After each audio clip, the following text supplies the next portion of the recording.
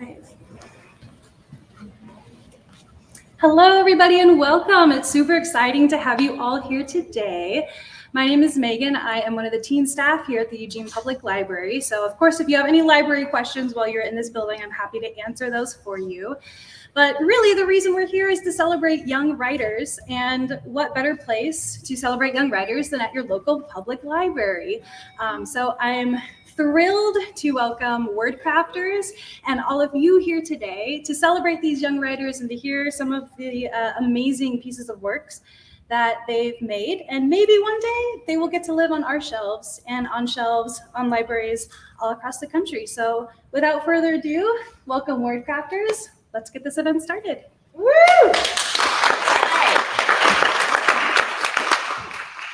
Well, first of all, I want to make this mic work. There it is. Oh, I'm already a loud person, y'all. This is fully amplified. Okay, so we want to thank the Eugene Public Library first and foremost for having us here in this space tonight. It's a beautiful and perfect space in which to get to hold this event. So thank you so much for letting us be here after hours. Feels a little bit night at the museum. I'm feeling very excited about getting to be here in the library at this time. And so yeah, heartfelt thank you from Wordcrafters to the Eugene Public Library. Thanks for having us. I am Jorah LaFleur. I am a staff member with Wordcrafters, so I get to be up here tonight representing our organization. We are a nonprofit that is focused on helping writers grow. So pro to novice, we support folks on their creative writing journey, folks of all ages. And tonight we get to celebrate our young writers. So we are here for the 2022 Fiction Fantastic Young Writers Short Fiction Story Contest Award Show. Hey-o! We're thrilled to have with us our celebrity judge this year, Andre Royal Sr., who is an author, amongst many other things in our community. He will be giving a keynote talk after we give out our awards and get to hear little excerpts from the writing that our students have done. So in this beginning part, I want to begin in a state of gratitude. We have a lot of people to thank that have gotten us to this moment. So in order for this contest to happen, there are hundreds of volunteer hours that go into it. This year, we had 16 judges, all volunteering their time. They did 2 rounds of judging to send the top 10 stories in each category to our celebrity judge. So just the amount of coordination and communication that has to happen, and really in a neat way, the amount of eyes that get on these stories, whether they make it to this final round or not. There's all these community members who have gotten to read these stories. So I want to say a really big thank you to our judges. Thank you, judges, and if you're watching and out there, it's one of those very silent, hidden things that is required for this to happen. I also want to say thank you to Wordcrafters, the structure that sustains us, to our board, and I want to recognize our other staff members. So tonight we have here with us our executive director, Darylyn Evans, who holds the whole thing together. On tech support, because she is working remotely right now, we have Leah Velez, who is not with us, but is with us in the virtual world. Thank you so much. And then lastly, and mostly, I would like to thank Drea Lee. Drea is the one who has been holding, this is the thing. Drea makes this contest happen. I mean, there's all these contributors, but without Drea, this thing doesn't happen. The amount of pieces that she holds, she is the mama of this contest. So I just want to really deeply thank Drea for all her work on this contest in the last 2 years. She is herself an amazing fiction writer and a teacher of young writers. Okay, good stuff. I also want to thank our sponsors. This is the essential financial piece that allows us to do this contest for free, to print these anthologies of the work. So our sponsors this year, we have Teach Right Now and Luminary Press. So Luminary are the folks who build this beautiful book for us. Luminary Press has been sponsoring the contest, I believe, since its inception, so thank you so much to them. And I also want to thank the organizations that overall support us, including the Elizabeth George Foundation, the Harvest Foundation, the Herbert A. Templeton Foundation, the James F. and Marion L. Miller Foundation, the National Book Foundation, and the Oregon Cultural Trust. All those little grant pieces, all those folks who do all that work, and it comes together in these hidden ways. Thank you so much for your support of us and of young writers. One more of these, yeah! Really nice. Great, okay, so here is how the structure of tonight is gonna go down, so we all know what's happening.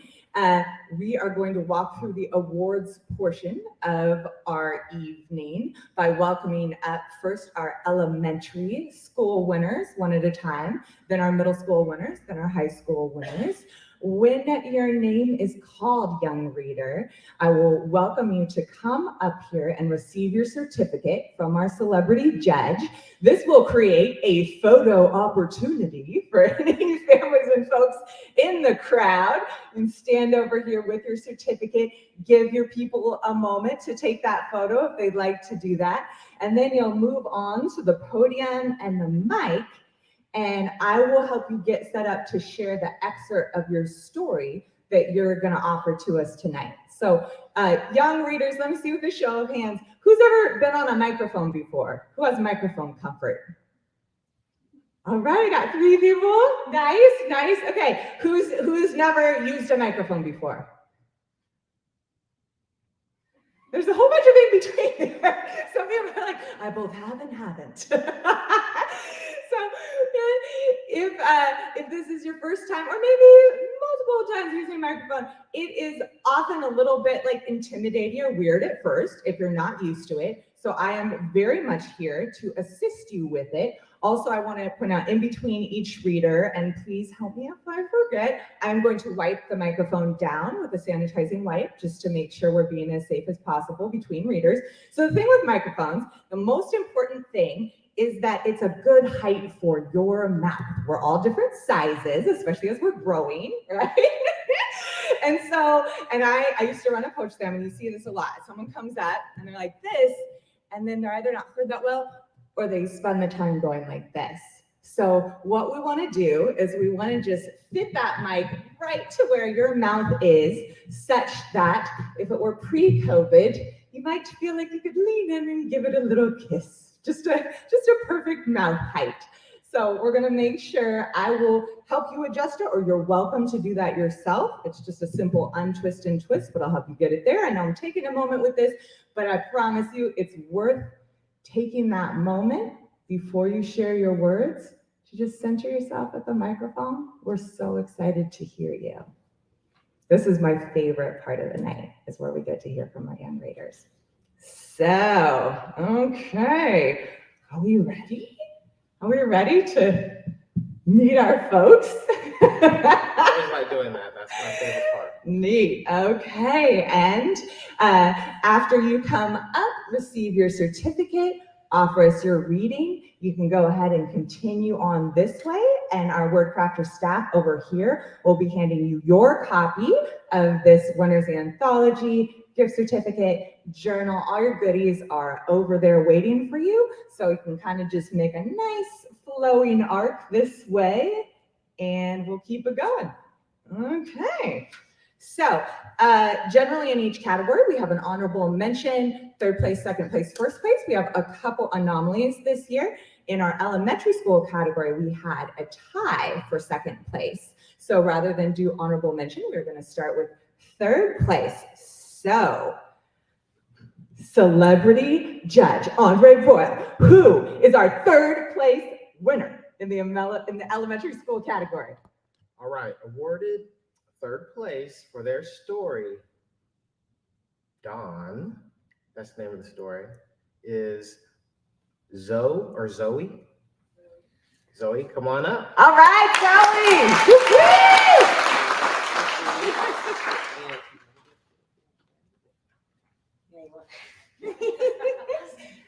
Nope, you're gonna read. Oh, I'm gonna read first. Photo. I know, it's so many things. Here we go. Do you want to take a photo? Oh, just can I say one thing? Yeah, please, of course. Don't be shy. Like, it doesn't really change if you're really passionate about what you do. The butterflies stay there, like from the first time to the last time, and that's how you know you're really doing what you're passionate about. So just be yourself, relax as best as you can. We all go through it. Okay, so just make yourself comfortable at home and do your thing. So true. This is why you're our celebrity judge. Okay, so can I help you get this to a comfortable state for you? Okay. Right like that. How does that feel? That's good. Excellent. Okay. Zula. Oh, Ellen gasped quietly. Ugh, I should have known that Akumai would try to manipulate her. The leader of the Sakura agency slammed his fist on the smooth granite wall. Zula had turned evil and was working with an insane maniac trying to destroy them all. Out of the blue, a boiling heat force launched the 4 people backward. Cora landed on her back. She grunted with pain. She pushed herself to her feet weakly. A hand grabbed her shoulder and sent her flying across the courtyard once again. This time, her shoulder rammed against a stone wall. She cried out, tears stung her eyes. Weakly, she leaned on her elbow. Looking down on her was Zula, but not the one she used to know. This Zula wore torn, sweaty clothing, and her hair was unkempt and greasy. Zula's eyes burned with an endless flame of fury. Zula, why are you doing this? Cora coughed. Because you promised me that I could prove I was worthy. Zula ignited 2 flames in her palms and aimed them at Cora. Cora stuttered. Wait, just please think about this for a second.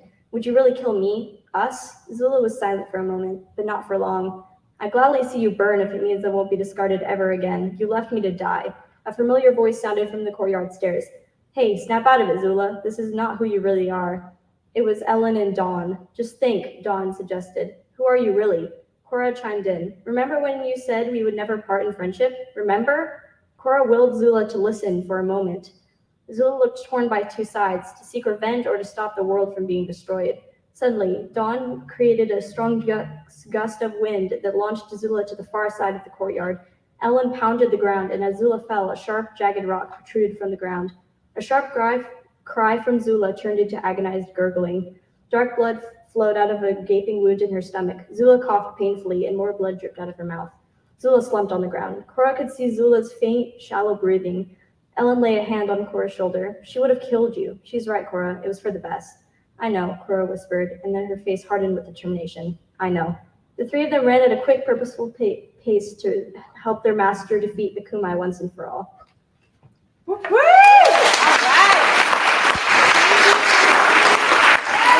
Woo! Thank you, Zoe, and for opening it up. It's always extra to be the very first reader, right? Whew. Absolutely. Now you see why it was so hard, and there takes so many people. It was really difficult to have to choose. Such a good point, celebrity judge, which brings me to something that I meant to say at the very beginning of the night, which is that, or the beginning of this portion. It's like we've arrived at the point where the folks who are here are receiving awards, but there were so many other folks who entered the contest. So this year we had 125 entries from 27 schools and homeschool situations across Lane County, which is amazing. And I think it's like, this thing can happen when you don't win something, right? Like that your story wasn't as good, which is just not true, right? It's just not true. And the thing about being a writer is that rejection is your buddy. Rejection, like in this sense of like not winning or not getting published, if you're gonna be a writer, this is like the first beautiful step on a long road of not getting published or not winning the thing many times over, right? That's like part of it. Absolutely. So I want to just really acknowledge everyone who entered the contest, all the beautiful stories that didn't get published tonight that were just as fantastic. So thank you to every young writer who entered. But on with the awards. Let's give it up for our first of our 2 tied second place elementary school winners. Who do we get to hear from next? All right. This award for second place for the story katana is Kiko, and I might mispronounce the last name. Keiko? Thank you, Keiko. You want to just spoil it and tell me the last name too? Weibel, yes, Keiko Weibel. Do I announce them both? Let's just do one at a time. Okay. Yeah, Come perfect. on up. All right, Keiko, come on up here. Sweet. Yes. That is for you. Take your photo on. Look over there. So they, there you go. Whoop. Ooh, yeah. Oh, yeah. If you like this, look at that. She's prepared. You are so prepared. I have too much writing. It's beautiful. Okay, Keiko, how's this height for you? Let's get you mic'd correctly. How's that feel? Probably pretty good. Okay, excellent. One night at dinner, Tishko seemed distracted. Master, is something wrong? Nell asked. Tishko looked up. There is something troubling me, he admitted. What is it? Nell asked. Your training is complete, Tishko said. You need to leave this place, but I have something to give you first. Tishko stood up and beckoned for Nell to follow. She followed him into the room just outside the door to the garden that she was not allowed to enter. Tishko put his thumb to the lock and a faint click as the door opened. Nell's jaw dropped. Behind the door was a candlelit room, and in the middle on a pedestal sat the last katana. Tishko sat down on the katana's right and said, Come. Nell sat down across from him. I think it's time I gave you what my master gave me, Tishko said. You know what it is. He said it more like a statement than a question. Now open your mouth. The clerk said, then open it again. Tishko laughed. Surprise? Yes. Yes, she replied.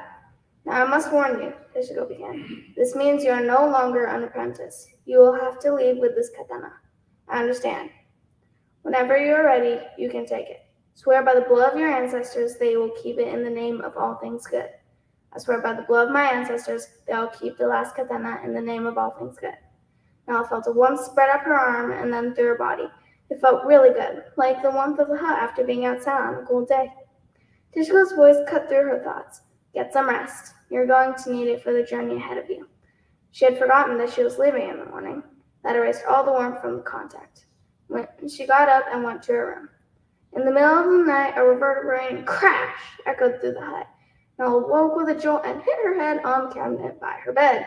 Ow, she muttered. Tishko ran into the room, covering his face. Run, he yelled. Take the katana with you. Master, go! Nell grabbed the katana and fastened it around her waist, then grabbed a lantern and fled the hut. She ran through the pitch-black forest, the lantern swinging wildly. She looked back at the hut, which was rapidly getting smaller. I'll come back for you, Master, she said. I'll find you again. She tripped on a root and fell downhill into a hollow halfway up a tree, and then her world went black.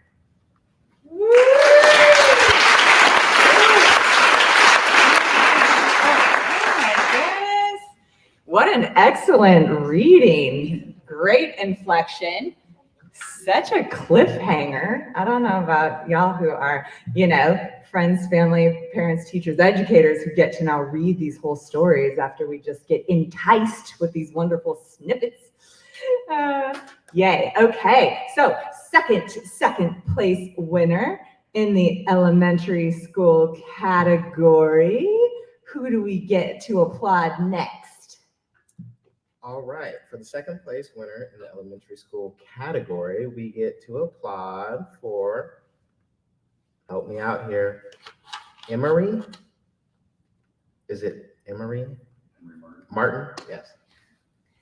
Emery Martin. All right. Come on up,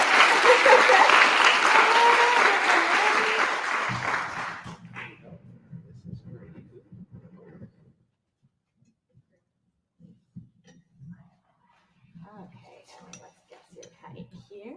Let's get this out of the way. And let's get this right for you. Gosh, you only adjusted like 1 inch.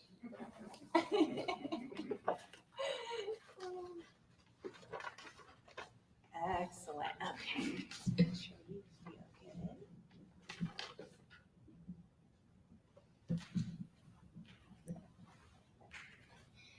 As Nadine woke up, her brother staring at her, she felt a powerful surge of dread overcoming her. It was her birthday. The feeling swallowed her completely. Oh, shoot. She gloomily sat up in her bed. Hi, David. David smiled and ruffled her hair. Come on, get up. It's your special day.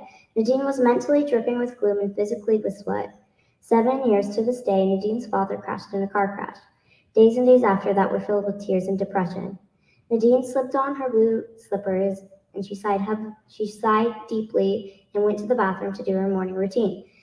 After she got ready, she headed downstairs. Hi, Mom. Her mom was drinking coffee slowly. A small tear dripped down her cheek. Hi, baby. Nadine patted her on the back, and as soon as her mom was out of sight, she grimaced. Her birthday, her special day, was a depressing reminder of her father. She walked to the fruit basket and pulled a banana out, but she was stopped on her way to throw out the peel.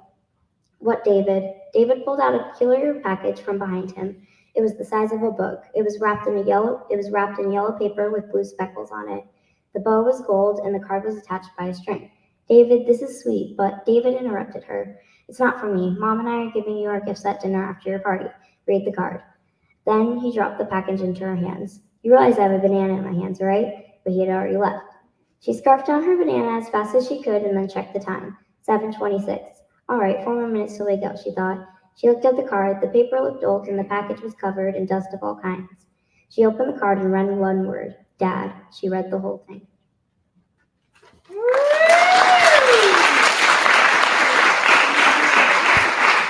Okay, elementary school is showing us how it's done. Okay, final reader in the elementary school category. First place goes to... I'm going to adjust like this. First place goes to, for the wonderful journey of Cassie the Salmon, or is it Salmon? Salmon? Cassidy Jecklin. Woo-woo! Cassidy, come on up.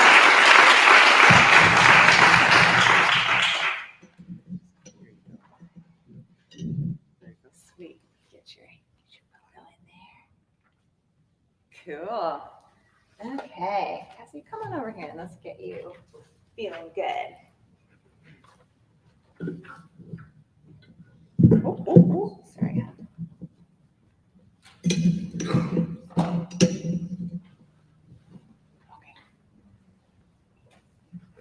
I push, I squirm, I push some more. Crack. Finally, I look around at the other Alvin. We all have lunch sacks hanging from our bellies. We live in the Mackenzie River. For about 4 months, we stay under the gravel. As we grow, our egg sacs shrink until finally they are almost gone. Then it is time to come out of the gravel. As we work our way up, it gets brighter and brighter. Then we are out. We find tree roots and rocks to hide under. It is dark now. No predators will get us. The other fry and I swim towards the surface. We gulp air to fill our swim bladders so we can float and stay the correct orientation in the water. We eat insects and larvae. We go back under. We find places to rest before our long journey starts, but I cannot sleep. I look around. I see another fry that is awake. I swim towards her. Hi, I say. Hello, I'm Kumina. What's your name? She asks. I say, my name is Cassidy. We swim to the surface, we eat bugs and algae until suddenly a strong current comes and sweeps us away. We try to fight it, but it is too strong. We end up in a small creek. Where are we? Kumina says.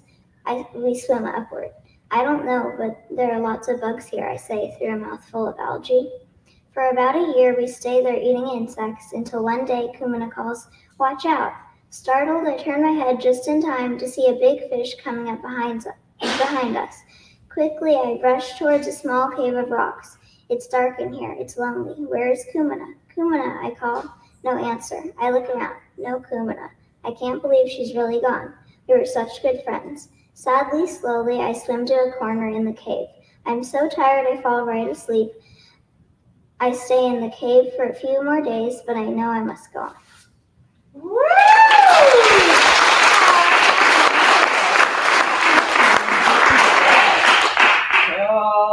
Okay. Oh, I live out on the Mackenzie River. So beautiful. Sweet.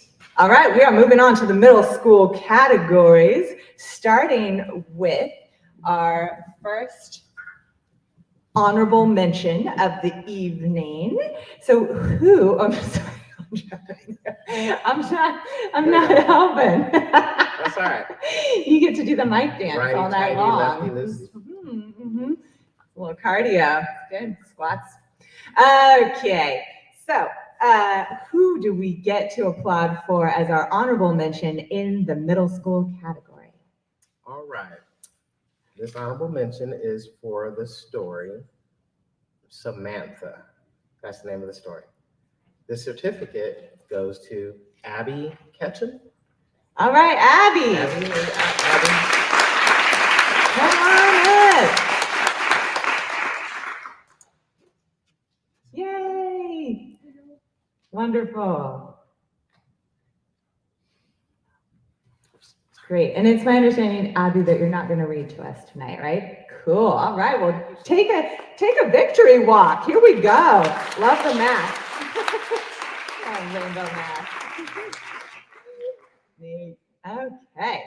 So moving into our third place winner in the middle school category. Who do we get to give it up for next? All right. Next, for Of Madness in Men, we get to hear from Joseph Davis.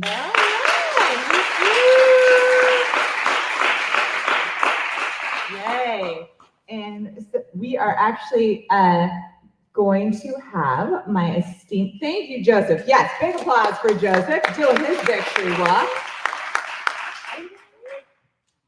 Nope, you're good. There. Oh, perfect. Okay, so Joseph has kindly agreed to let my coworker Drea read his piece to us, so we do get to hear it. Let me give you a little wipe there. Right? Right? Let's see where you fit in here. All right. Thank I'm you. really excited to read this story. This was one of my favorites. Well, I actually loved them all, but I write this with shaking hands. Ever since I left that accursed town, I have been paranoid, unable to sleep without the strongest medication. And even when I do, nightmares plague me. Am I mad? Perhaps, perhaps not. I feel as though on that night I saw something that I wasn't supposed to see, something not meant for the minds or eyes or even worlds of mortal men. Since that night, all that has followed me has been misfortune, misery, and death. All who I have tried to love or befriend have fallen ill or gone mad. The beast has marked me, and I believe it has been following me. When I die, I do not fear the light of heaven nor the flames of hell, for I have already seen far worse.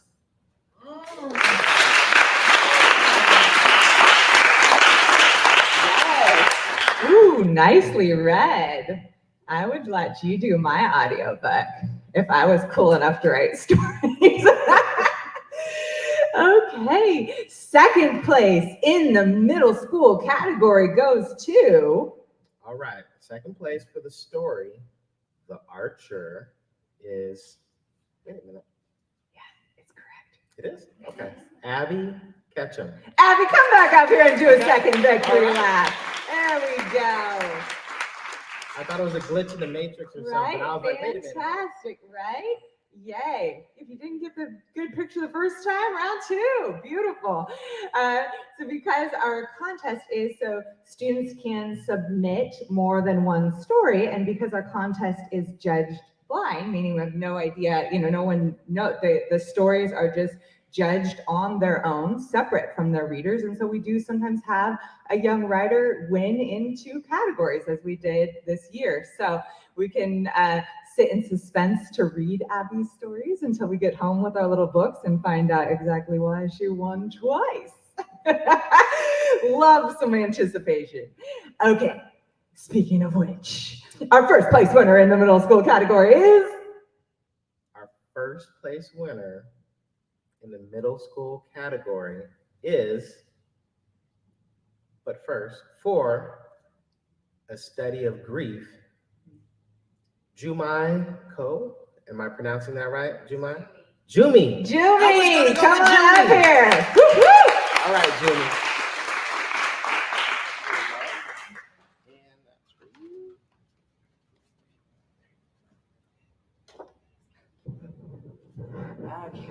Okay. Ooh. Okay, let's get in there. Do you need this or you prefer to hold it? I'll just hold it. Okay, great. So mine is like in sections. So this one is called Affirmation. It's been half a year since Tatum died. London can think that now. She visits Tatum's grave with her parents. We're going to give you some space, her mom whispers in London's hair. Her dad pats her shoulder. I can't read it. London expects the tears to fall, but they don't. The pink rose she brought to put on the grave falls to the ground and London sits, staring at it. There's a girl. Her name's Dara, and she's lost everything. And she's so strong sometimes. And I've only lost you. I feel so weak. London stares at the name of the stone. Do you remember Channing? She asked softly. He pulled your hair when we went with Coraline to the park. Remember? I do. You told me you hated him, but you were smiling. He asked me to prom, you know. I don't think that he's in the habit of pulling hair anymore. The gravestone stays quiet, but the wind blows in London's hair, whistling through the graves, and she feels Tatum, there, with her.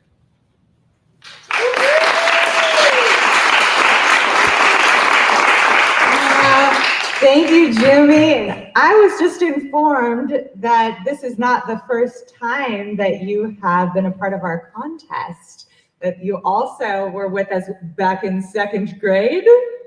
Yes, I love that. I love that journey. Thank you for continuing to engage with us and let us be a part of your journey as a writer. Neat. Okay, high school. I feel like I'm growing up through this process. Okay, honorable mention in the high school category goes to. All right, for honorable mention for the story of Bird Boy, we have Emerson Hoffman. Whoop, whoop. Emerson. Where's Emerson? Are you here? Is Emerson here? Oh, I'm so sorry. I'm the one who should know that Emerson is not able to be with us tonight. So to Emerson, shout out on the live, on the recorded video, here with us in spirit, in thought. Excellent. Thank you. We'll make sure that you get your award and prizes. Fantastic. This is a good moment because the cleaning things have gotten stuck.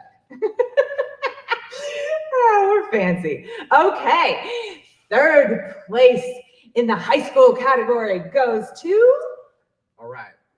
For the story of the realm of disunity goes Brandon Morehouse. Brandon, come on up.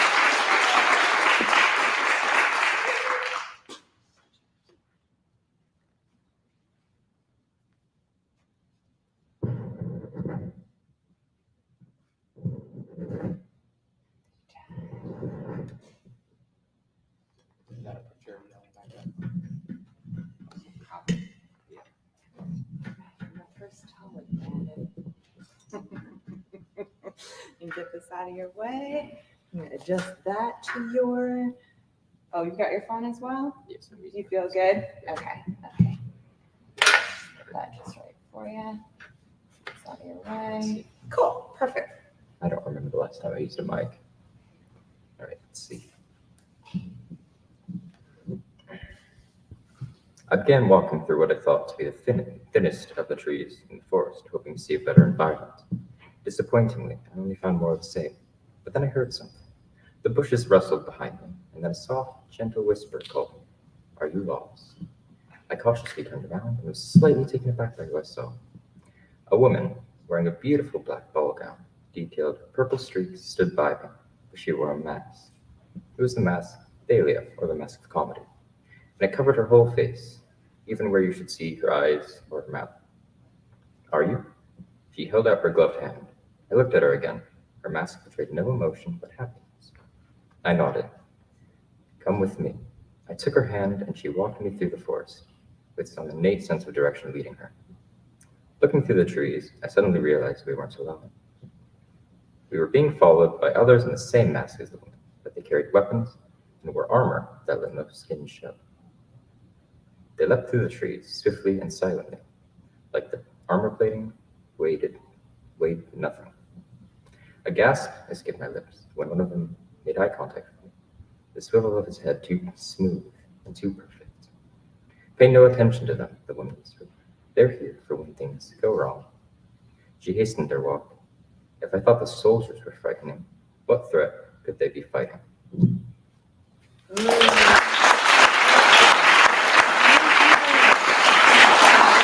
Ah, I love these readings.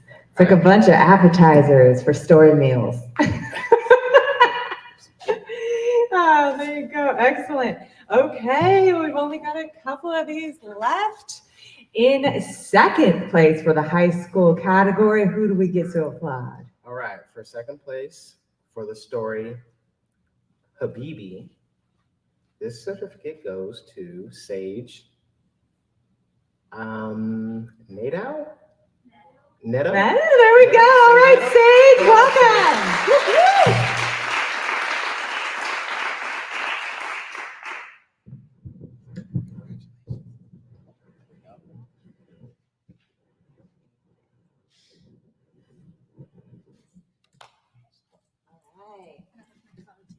Wonderful. Okay. All you modern people. I think that's going to be about right. See how that feels for you, Sage. Okay. All right, so here's my story, Habibi. I'm openly weeping over a bowl of dolmas, my tears dropping into my food as it makes its way between my lips. The rice is soft, mint and cinnamon flavoring the lamb. My napkin is crumpled in my hand where I've squeezed, wrung it like a cloth full of my sadness. I'm afraid I cannot love, grandmother. I cannot love the way I'm supposed to, and I'm afraid this makes me heartless. I have no heart to be broken, the memory whispers. There's manakish in my hand now, and my tongue is flavored with cinnamon. A pine nut crunches between my teeth, allspice spreading in an earthy cloud.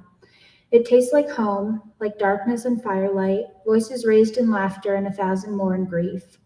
Nonsense, Habibi. Place your hand on your chest. The other side now. Feel the drumbeat of your heart beneath your ribs. I have seen your love, granddaughter. I've seen it like the rose of dawn and the sweetness of honey. I've seen it in your eyes when you laugh, when you behold a sunset or a storm.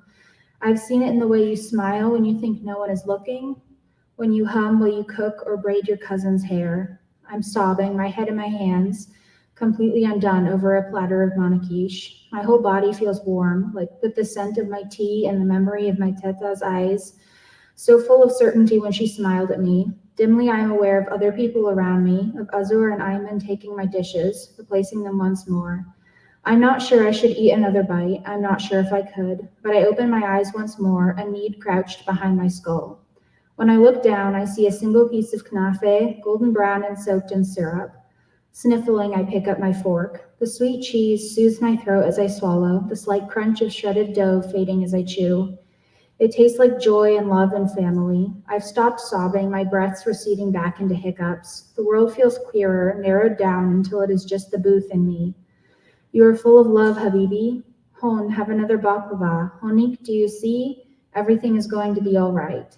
There is baklava in front of me now, and another steaming cup of chai. The flaky pastry dissolves in my mouth, honeyed and grounding, with little bursts of green as pistachios break between my teeth. There is a smile on my face, my heart thumping steadily as I eat, the tea warming my chest all the way through. You are love, Habibi. You are magic.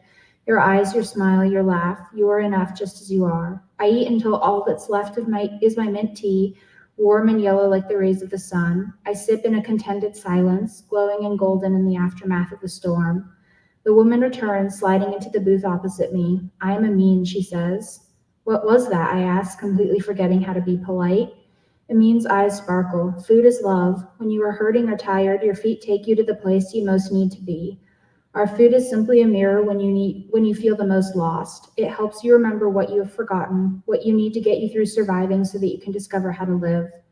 Are you magic? I suppose it is a magic of sorts, the thing that makes me tick. To me, there is nothing more beautiful in creating for someone a safe place to breathe, to become more of who they are. Thank you, I say quietly. Amin reaches across the table. Ntebe a halak, she says seriously, onyx eyes aflame. We will be here when you need us.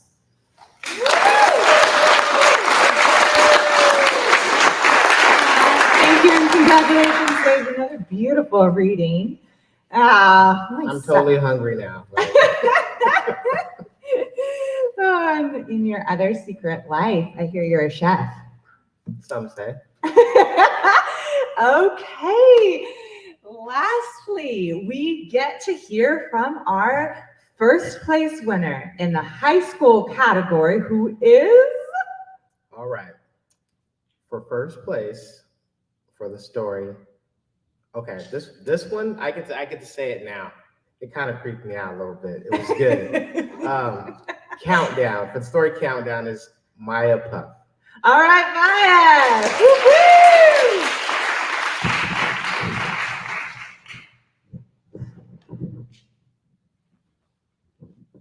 Oh, Yeah, we're Sorry. good people. Yay! All right, looks like you two have a phone. Okay, I'm guessing that's about right for you. Gee, I didn't think I'd win.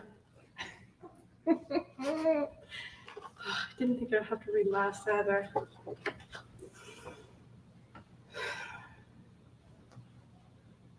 And then the voice comes back, more than halfway through. Welcome to room 3. I'd only made it here a few times before, though I've lost track of how many. I couldn't remember much of anything besides the rooms. I was trying to get out for a reason, wasn't I? I tried to think back to something bright and wide and open and so much bigger than these rooms, but just as quickly as the memory came, it dissipated with the sound of the timer. Tick, tick, tick. 1 minute and 23 seconds left.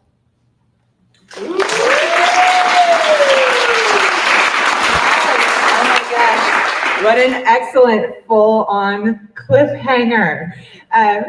So now that all our winners have received their copies of their published works, I will point out that after we get to hear this wonderful keynote talk that's coming up, we'll have the opportunity to take home more copies for other family members, etc. And I also want to take this moment to just really acknowledge everyone in the life of these young writers, of the family members, friends, and educators who have created the containers and given the support that the young writers need. So thank you so much for being here, and for those of you who are not here, whose support flowed into this experience, because artists need people to feed their growth and support their growth. So thank you very much for everyone who made this container happen. And I also want to say thank you to the individuals who help us as Wordcrafters. I mentioned our sponsors for this contest, but we also really thrive on the support of individual donors, and I can't name y'all, but thank you for helping us be us and being a part of us. Okay, so I'm going to officially introduce our celebrity judge, Andre Royal, and I wanted to let you know that after he's done talking, he's also going to welcome questions. There'll be an opportunity for a little Q&A, so if something arises as he is speaking that you're burning to know, just hold on. So today we get to hear Andre give a speech entitled "Never Give Up on Your Daydreams," which I'm excited about just based on the title. Andre Royal Sr., also known as Chef Andre, is an influencer and award-winning children's book author of The Hippo Critic. His most recent venture is a series of color-along storybooks. His official writing career began as a freelance journalist for the Register Guard in Cafe 541, the culture, arts, foods, and entertainment section, and he is now making an impact in the literary community, hospitality industry, and gig economy. Just a few things. He has carved a niche for himself as an entrepreneur and public speaker and consultant, using his creative talents outside the kitchen to further his social media presence, professional network, and establish partnerships. A health, wellness, and literacy advocate, Chef Andre founded Suddenly Sleepy, the 501c3 nonprofit, after successfully writing several proclamations and highlighting the importance of quality sleep. He established Suddenly Sleepy Saturday in Oregon and the Suddenly Sleepy Sleepwalk 5K, a historic 5K race held in Tracktown, USA. Originally from California, now living in the Pacific Northwest, Chef Andre is full of fresh new ideas and always has something simmering on the back burner. Let's give it up for our keynote speaker. Thank you so much. I'm not sure if you're supposed to clap for yourself, but I feel obligated to. So I'm very honored to be here in front of you all. It feels like a historic moment for me because I get to witness history, and that history is history in the making. That's you guys. So before I go into this keynote speech, I want to just say thank you for allowing me to take a part in what could be your meteoric rise to stardom or fame or wherever you want to go in life. So this is titled Never Give Up on Your Daydreams. I didn't memorize it. I'm using notes. I get just as nervous as some of you guys do in front each and every time. So I'm gonna read it and bear with me, okay? Life can be an epic misadventure. Have you had one of those days where things are so absurdly ridiculous, it almost feels scripted? I recommend that if you find yourself having one of those days, appreciate the irony of it. Allow yourself to get caught up in the moment and not get lost in it completely. Be mindful and be present. I recommend that if you find yourselves having one of those days, I recommend that you don't lose place on your speech. Pay attention to the people you meet that inspire you along the way. It can be a nice reprieve from the usual to connect with some kind-hearted souls along your journey. If you are a writer, and you are, you'll find yourself maybe even asking and seeking as not so beaten path, paved by cliche experiences. I say, do with purposeful intent that which you must carry out and commit to paper what you commit to heart, and dare to take note and inventory of your daydreams. There are moments where you'll find yourself in awe of the grandeur of the human spirit, as well as disappointed in it. In these moments, extend yourselves and others grace, but do not be too put off by disappointments or setbacks. Discontent is the catalyst to change, so be wholly aware of your discomforts. These are clues that often change is necessary or inevitable. Inspiration and dreams aren't cheap. They come at a cost. Time, money, perspective, just to name a few. My dreams cost me almost everything. Being a writer of children's books was and still a lifelong dream come true. Being an inspiration and struggling with how to honor that best is a new challenge. I struggle as many of you do, often with the very confidence so many presume I have, which has led me to places and opportunities on the other side of fear that I hope someday you find yourselves in. On your journey, there will be moments that feel like a turning point, or a moment where someone else would indeed have given up, and those around you will encourage you to do so, often to reassure themselves of their own choice to not continue on their path. I want you to take note where you find your support to give up and rather challenge yourselves to be the inspiration in that scenario. And remind yourself, this in many ways, this is your own, in many ways, this is your own, there's no good way to say that, is it? Choose your own adventure. I'll just say that, okay? There's always the fork in the road moment. What would I do if I was the last hope, or if the only one willing to make a difference or go down the path of the course we've steadily been daydreaming about? I honestly gotten used to asking for help and going without for so long that I didn't really understand that it was often me that was to be the help for so many who stood to gain from what I experienced in my lack and pursued with the firm belief that if I could just hold out for help, the help would come. If you haven't gathered, the path I found myself on was wanting to help and inspire people. My desire to help was a recurring theme in my life. I would ask, where are the helpers? I had no idea how profoundly I would be impacted by my own personal struggles, yet they are the very thing that helped me shape into the very person I sought when I was younger.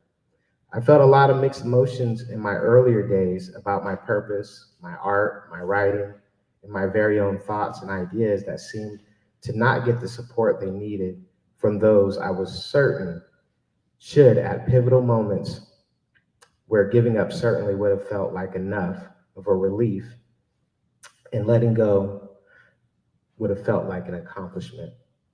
In absence of hope, when faced with being the one to give it, I invite you to see how profoundly you can potentially make a difference. Don't let this world harden your heart to the fact you could actually be the hope someone else needs, even in the middle of your own despair or need for inspiration. There has to be a middle ground we can traverse in the meantime that's between hopelessness and the dream world that doesn't require giving up. We can discover success together or apart. Whose job is it to tend to those in pursuit of happiness or en route to achieving their dreams? What makes one person's pursuit a dream versus a perceived attainable goal? I think we need more people standing by their dreams like they do their work, their profession, and taking ownership over their actions. We need more degrees of connection versus separation and disillusionment in one's work or craft. Start somewhere and start conclusively. Dare to dream so that we look back at this time like a tipping point in human history. So that we don't look back at this time like a tipping point in human history where we forfeited a bit of our authentic selves in exchange for professionalism or the appearance of. I think there's honor in attempting to stand by your word and being genuinely excited about the work you do, especially your writing. It seems the more you love what you do, often the less people take you seriously or exploit your passion. I say, never give up on your daydreams, because the future wouldn't be the same without them, and neither would you.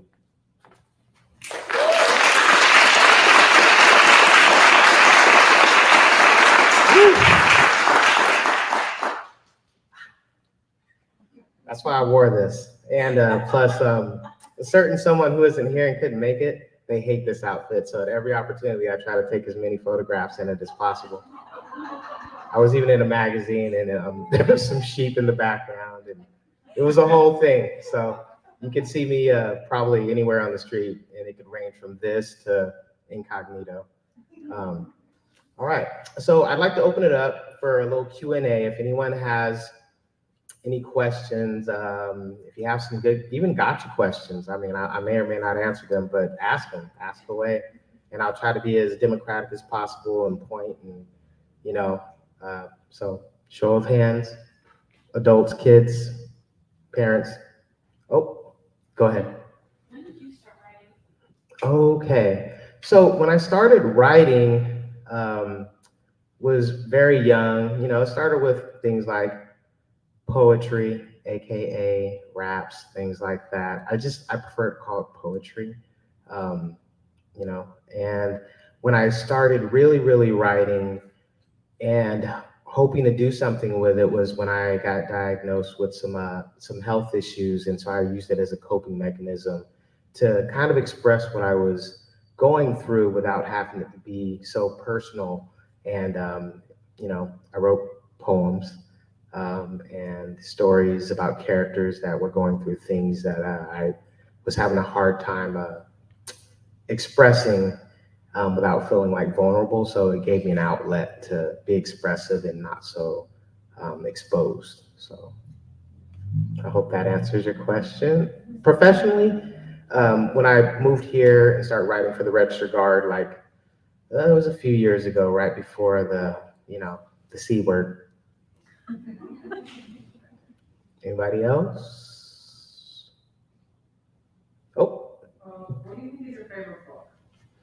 Oh my gosh, that's easy. If we start with a children's book, I got it. Right off the top, I'm gonna say The Velveteen Rabbit. Oh my God, you want to see a grown man cry? Just don't have me go into the story, because that really touches me, and I love that whole rabbit thing. They got me good. They still get me. Anyone else? How about another book, more adult reading or young adult reading, I would say is Brave New World. I love Brave New World. Yeah. Anyone else? Oh, yes. What kind of food do you cook? what kind of food do I cook? I say soul food because, I cook from the heart and I put my soul into it. And it's not as weird as it sounds. Like, it's pretty good. It's just soul food in the sense that, I'm really passionate about what I do and I want people to appreciate it for what it is. Like maybe I put a little too much into it, but food is an intimate thing. Like you're trusting people to put something in your mouth. Like, really, that's intense. So I had actually lost my ability to eat and drink before. And so I was actually a starving artist and I needed corrective surgery and some medical procedures. And so even when I couldn't enjoy food, I would cook it and I'd get all decorative with it and stuff. And I just appreciated people appreciating my effort. And so even though I couldn't enjoy it, I still wanted others to get enjoyment from it. So I say soul food for like a little deeper reason. Oh, and I'm okay now. I can eat and drink. So yeah, if you ever see me, don't be shy. I pay for my meal. I'm not opposed to that. I'm not that famous. So it works. All right. Anybody else? Oh, I see a button question from the guy in the hat in the back. Yeah, you. Anybody? Any takers? How long did it take you to get your first children's book published? Okay, how long did it take me? Actually, it was a really interesting process. I started writing it with the hopes of potentially illustrating it, and I lost my ability to draw. And so my oldest son, he's my oldest son, and he's very talented. And he took up the mantle and illustrated the books. And so I had to actually try to keep the paperwork and do all these things. And it wasn't until after some of the health issues and I stabilized a little bit and had some surgeries. And so I said, I really need to dust that off. So it took years. It took basically, he was in high school when he started helping me illustrate the books and he revisited it. And we just finished illustration and getting published right before he had his first child. So now I'm a granddad. So it's kind of cooler when you're writing stories and you got grandchildren and stuff like that. It seems a little more purposeful. So, yeah. A few years. I hope that's, I stopped counting. It was weird, but I stopped counting. It took me a couple years. Yeah, for sure. What are nice ways that non-creative people can support the creative process? I would say a nice way that non-creative people can support the creative process is to be kinder to yourself and realize that, we're all creative in some ways. Maybe not as, self-identifying as creative, but just support their craft, support their passion. Like everybody needs a cheerleader.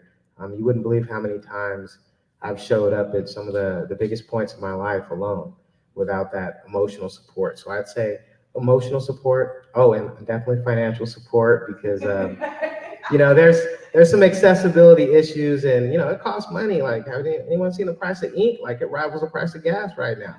Like, seriously. So I hope that answered your question.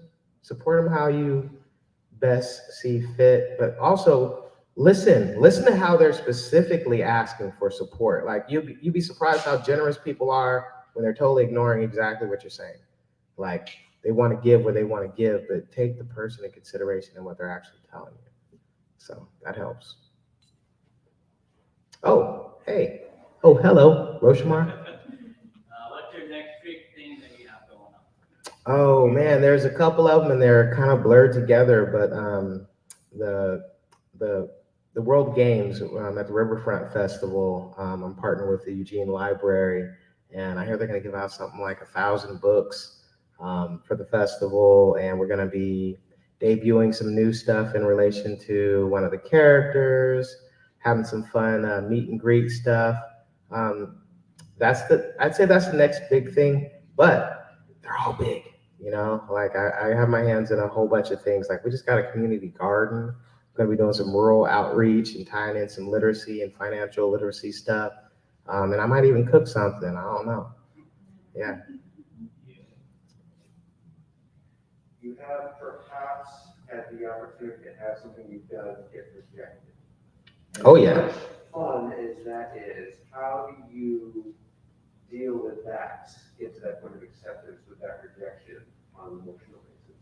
I don't. I don't. I haven't learned that part yet. I would say how I deal with it is professional pettiness. And I recommend that everybody try this at some point in their life. What I typically do is like, I seek revenge, like, but in a good way, like, oh, you don't like me? Guess what? I want to be on a billboard right by your house when you commute to work. Like, I want you to see me every day. I want your kids to come home with my children's books, and I want to be their favorite author. I want your Nana to be a fan of mine. I want her to follow me on Instagram, like that kind of thing. That's how I roll. I have not learned how to lose gracefully. I just haven't given up, So, I mean, there's probably a better way to go about it, but I'm pretty sure mine is a lot more fun. So, yeah. Anybody else? I have a variant on that question, not so much rejection, but what are you most afraid of, like in terms of your creativity? What are you most afraid of, and how do you work with that? Okay. Genuinely, I like to say I have a pretty healthy sense of mortality. I've had enough of my own scares. So what I'm most afraid of is often unfinished business. And when I say unfinished business, I mean like unfinished creative works. We have a lot more books that we plan on publishing and a lot more things we plan on doing.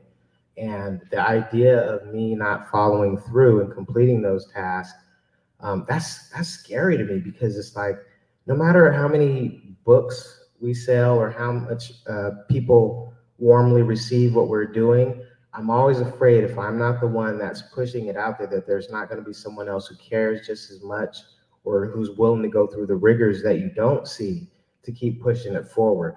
Like, people, they see the successes, but they have no idea how many doors get shut, how hard it is to give what people say that they want, And so it's like, well, it should be a piece of cake. Like, I'm doing an awesome thing. And, it doesn't mean that it's someone else's priority. So you have to make sure, that it really is yours, because it's your dream, it's your responsibility. But it's our responsibility together to make sure that people know it's okay to dream and to actually help them reach it. Like, we could do that. Did I see a hand? What? If this was a bidding contest, you would have bought something. So, anybody else have a question? I'm not keeping track of time, but I'm here. I'm ready for it. So, no gotcha questions? Nothing? I mean, y'all are kids. Y'all are supposed to ask the darndest things. Yeah. So when's your cookbook coming out? Oh, the cookbook. Okay, so I want to do a cookbook, but I'll be honest, I might be a little bit of a jerk. I don't even want to put recipes in it. I want it to be more of a cookbook that's a coffee table book, that's an inspirational book, but it's really just a food diary of the stuff that I've been eating for a really long time. So I don't know. The jury's still out on that. I definitely want to publish something because it's beautiful and there's a lot that went into it. But I really don't know if I want to give up recipes and stuff, because I didn't really follow a whole lot of them. I cooked a lot of stuff from scratch and guessed on a few things, burnt a few things, and we'll put some salad on that, and we'll just cover it up, patch it up, So, just, I don't know. But, what was that? I heard a murmur. I said save the stuff. Save the stuff? You want to elaborate? Well, you said patch it up. Oh, yeah, definitely. Yeah, absolutely. Just put a crouton on it or something, How do you burn salad? Don't even ask. What's your favorite food? Oh, that is a gotcha question, because I feel like the food is listening, one of them is going to get their feelings hurt. I'm like, no, it's okay. It's okay, carbs. I still love you, but I like dessert too. I would say I got to go with lasagna, because that was a Garfield thing. I grew up watching the Garfield, and I used to call it lasagna because I didn't know how to pronounce it, and I don't think I ever had it. At least it wasn't recognizable if my mom ever made it. So I'd say lasagna, yeah. But not the traditional, just meat and cheese, it's not authentic at all. It's like really, it's an eclectic take on it. Yeah, there's like all kind of vegetables and stuff in it. And, it's good. Anybody else?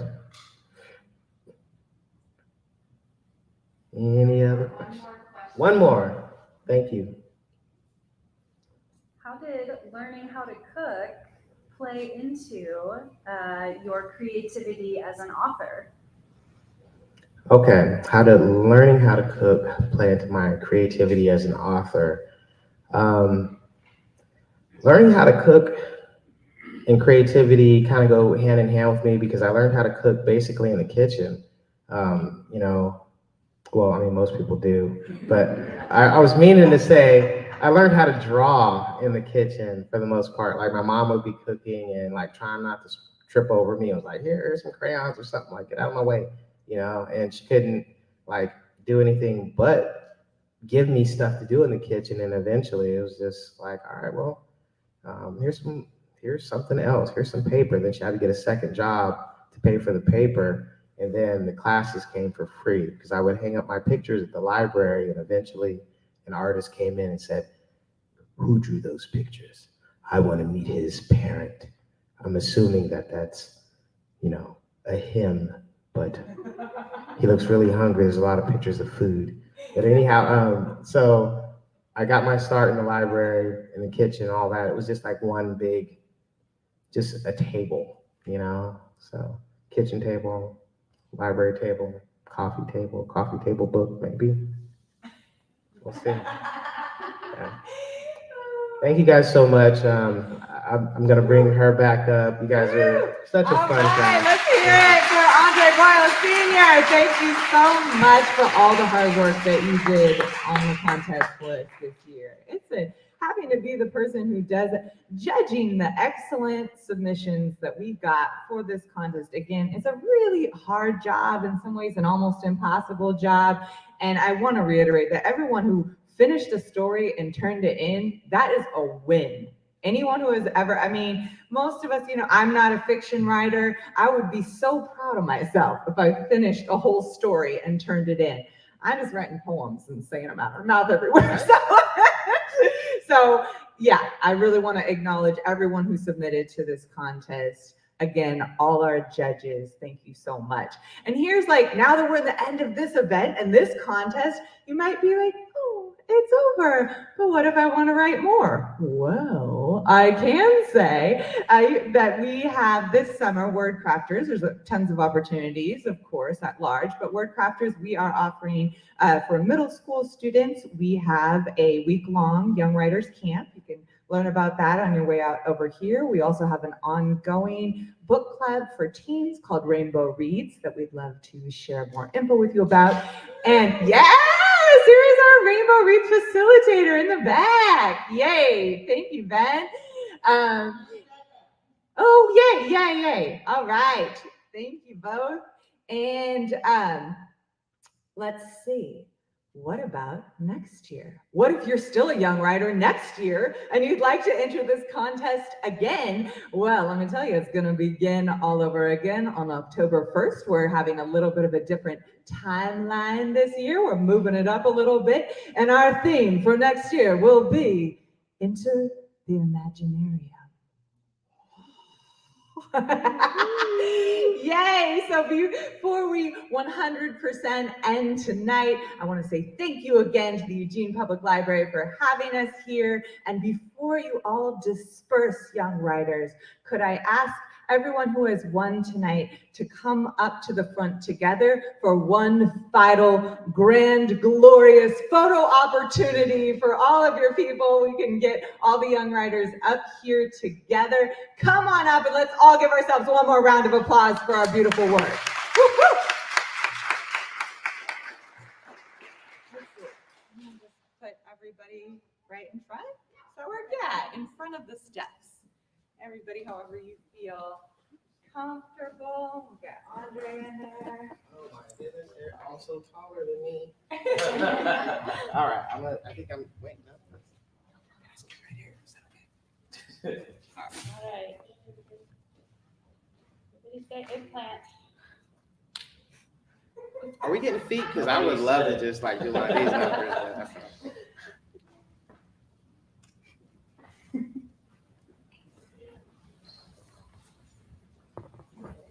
It's gonna be an epic cross-eyed pick because they're trying to look at